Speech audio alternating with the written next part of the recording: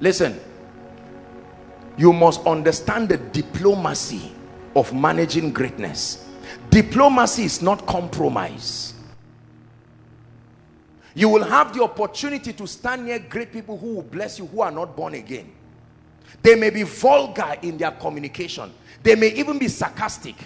You can stand near a man as a married woman who is a wealthy man but has no regard for family, and he can be explicit even in his talk.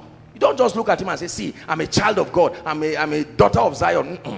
Take it easy. Take it easy. There are some times that your answer should be with your body, not your mouth.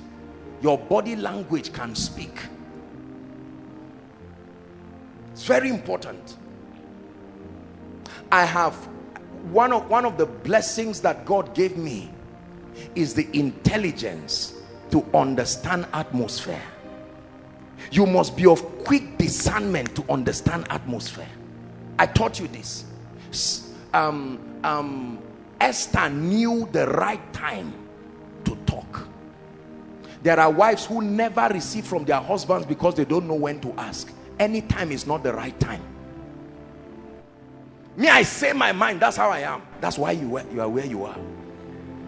Those who say their mind have been receiving a lot of things.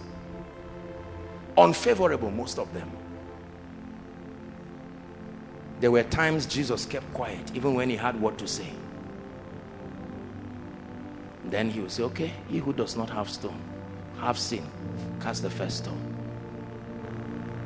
There are times that Jesus looks at a man and he's about to leave his crusade to follow one man.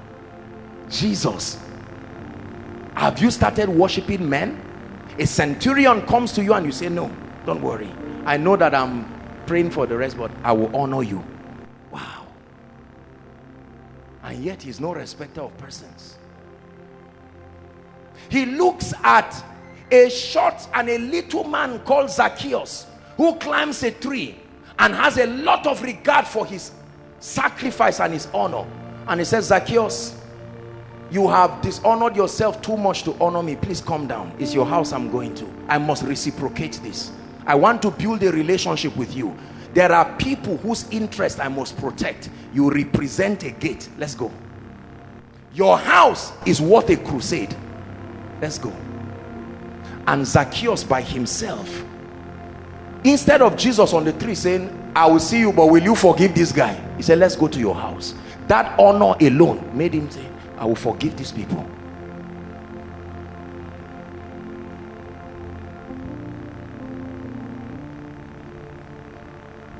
Bank people are very wise. Sometimes when they want to come and ask you to open an account with them and you're a big person, they don't just send you a text. They visit you. Say, how are you? Your birthday? It was yesterday. Say, no, it was last week. Oh, last week. So how are you? How is everything? I mean, the weather is hot. They are wise. Expected behavior. By yourself, you will start asking them, so how is the service? They say, beautiful. We are doing absolutely well. In fact, there's no other time in the history of the bank that we have been this nice. You say, you mean it? Yes.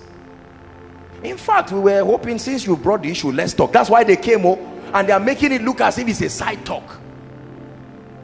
Many believers are not diplomatic. There are times you don't ask by asking. You ask by doing what is equivalent to asking.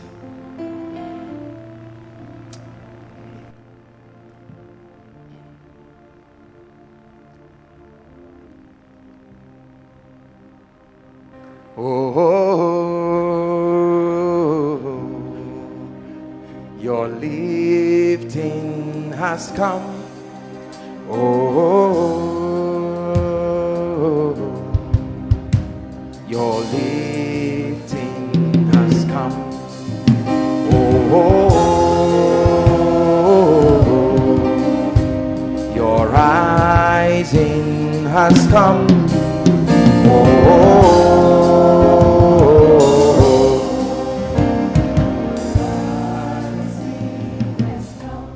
so to understand men, you must understand the protocol of every system. Learn it. I've taught you that adaptation is the proof of honor. Adaptation does not always mean compromise. There are times you have to receive grace to bend, to create positive perceptions. Number 2, you want to understand men, gain mastery over words. Gain mastery over words. Proverbs 16 verse 24. Any man in this generation who does not understand the power of words and how to use it to your advantage, you will destroy yourself and destroy important relationships. Words. Read with me. Proverbs 16:24. 1 to read. Pleasant words are as an honeycomb, sweet to the soul and health to the bones. Who runs away from this? Pleasantness to your soul, pleasantness to your body. Words. When you watch Scottish films and all of that, the kings had these orators, right, that worked with them in the palace. Every time they had a delegation, I mean, those guys were poets like Shakespeare. They would bamboozle you with intelligence. They would conjure words and just keep you spellbound. And at the end, you see people clapping. And they want to give the king gifts. And they want to honor that nation. Words are powerful. Words convey thoughts. Words create perceptions. Master words. You want to master men, master words. Otherwise, you can make your good be evil spoken of. Words are important. Words are important to great men. They have developed their minds to be philosophical. They analyze words. Mean men don't have value for words. Anything, they don't think. But wealthy people think. You give them a document, they will look at it intricately. A poor man will just sign and say, where is the money? A rich man will say, no. Why is this clause this way?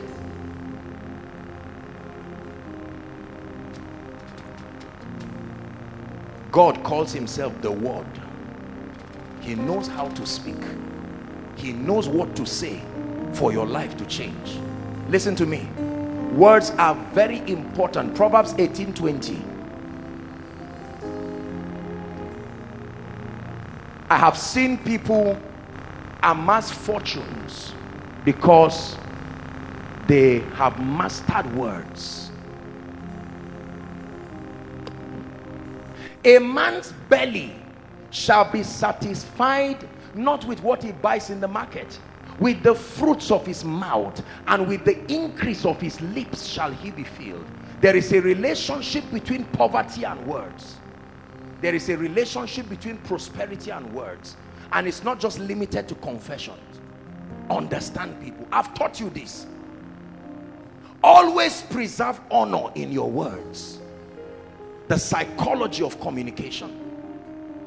That the highest need, psychological need of any man on earth, I would drum this till you understand, is the need to feel loved, the need to feel valued, the need to feel important. Never forget that, and you will gain the heart of kings. I've had the privilege to talk to people on behalf of others, and some of those people hitherto had vowed to never provide certain help or certain things, but a 5-minute conversation changed their entire minds, and they were more willing to even do the things that they did not want to do. Can you change a man's mind with words? If you cannot, you are not a master of words. Not deception, not lies. That a couple, a marriage that is about to break, and you use words to create perceptions in both of them, and they are back. Words translate a man from the kingdom of darkness to the kingdom of God's dear son. Words are that powerful. One word correctly spoken can give you a contract of millions. One word wrongly spoken can destroy you. I'm not just talking about grammatical accuracy. I'm talking about the understanding that words paint pictures. Words create perception. How are you, Pastor Alpha? Well done. Let me touch your small nose. You say you are joking. This is a man you are looking for help from. You intended to crack a joke, but you just lost your job. words.